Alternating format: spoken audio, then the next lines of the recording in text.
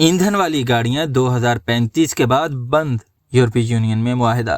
مزید جاننے کے لیے دیکھیے یہ رپورٹ۔ یورپی یونین کے 27 ممالک پر مشتمل بلاک کے درمیان ایندھن سے چلنے والی گاڑیوں کی فروخت سال 2035 تک بند کرنے کا معاہدہ طے پا گیا ہے۔ یورپی پارلیمان میں ماحولیاتی کمیشن کے سربراہ پاسکل کافنن نے ٹویٹ میں کہا کہ ماحول کے حوالے سے یہ تاریخی فیصلہ ہے جس کے تحت سال 2035 تک تمام گاڑیوں میں کاربن کا اخراج 100% صفر ہو جائے گا، جبکہ 2025 سے 2030 کے دوران معاہدے پر عمل درآمد شروع ہو جائے گا۔